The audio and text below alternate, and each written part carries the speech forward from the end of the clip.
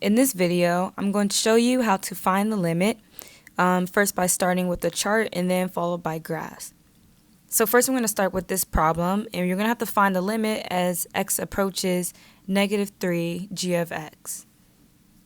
Now when finding the limit, you're not exactly trying to pinpoint the exact y value as you move in towards the given x value, but more so making like an estimate. So let's just start with this problem here.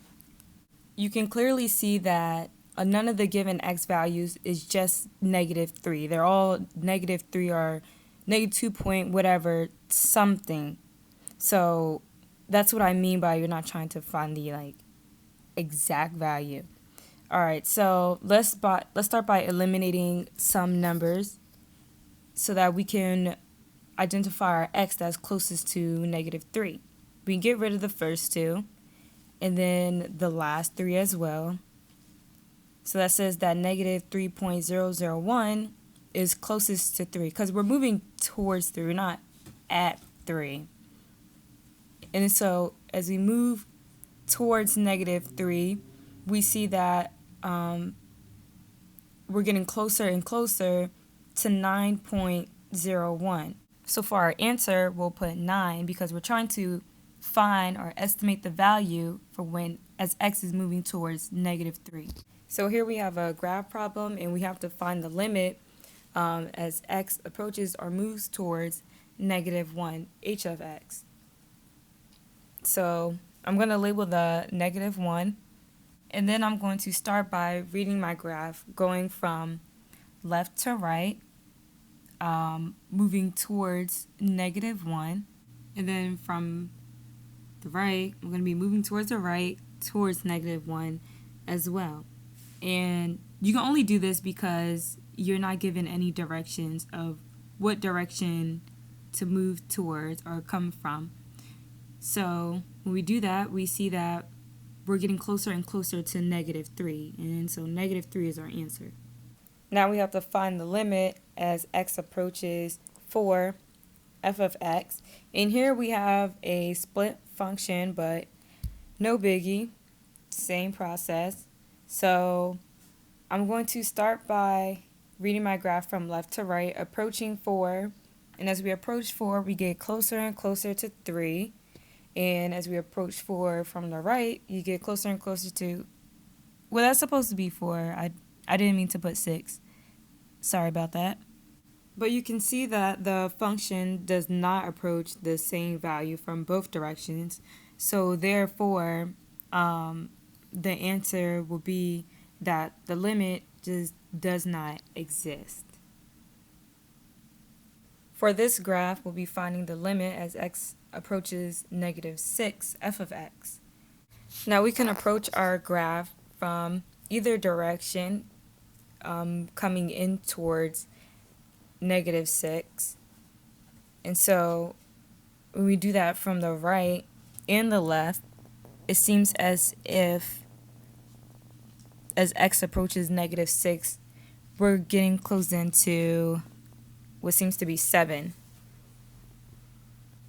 So our answer would be 7. With this graph, we're going to answer multiple questions.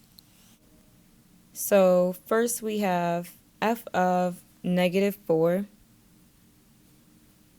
So if you look at the graph and you go to f of -4,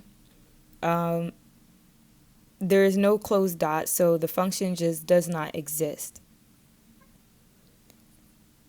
Now on to a limit question. So we have as the limit x approaches -4, and the negative sign at the top, at the corner of the 4, the top right corner, it means coming from the left. So as we approach -4 coming from the left, it seems as if we're getting closer and closer to 2, and that'll be our answer. Now we have to find the limit for when x approaches -4 coming from the right, which is what the positive sign indicates, f of x. And as we move towards the right, you can see that we're getting closer and closer to 2 as well. Now we have to find the value for f of 1. And so if we go to 1 on our graph, we will see that we're at 4 because the function will take on the y value where the closed dot is. Now we'll be finding the limit as x approaches 1 coming from the left, f of x. And if we go to our graph, and then we locate 1, so we're going to be reading our graph from left to right. And when you do that, you can see that we're getting closer and closer to 4. Now we'll be finding the limit for when x approaches 1 from the right, f of x. So again, go to 1 on your graph, and then we'll be coming from the right, so we're going right to left. And when you do that, you can see that you're approaching, well, getting closer and closer to -2. Oh, I forgot the next sign. But there you go, -2. So your answer is -2. All right, now finding the limit as x approaches 1, f of x. So that does not exist because you see that we have 2 different values come from 2 different directions towards 1. So that's not going to work. All right, now we're going to find the value for f of 6, and we get 2. Because again, the function will take on the y value where the closed dot is. Now we're going to be finding the limit for when x is approaching 6 from the left. All right, where's 6? Oh, there you go. I don't know why it took me a long time to find that. Okay, so as we're moving towards the right, coming from the left, it seems like we're getting closer and closer to 5. So there's your answer for that. And then now we're going to find the limit for when x is approaching 6 coming from the right.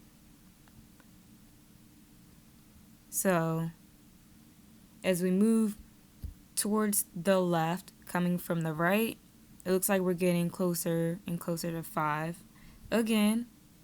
And now we're going to find the limit for when x is approaching 6. And we have no positive or negative there, so that just means you can come from either direction. And then we already have the answer for that, which is 5, because we already did it for the left and right. And that's it.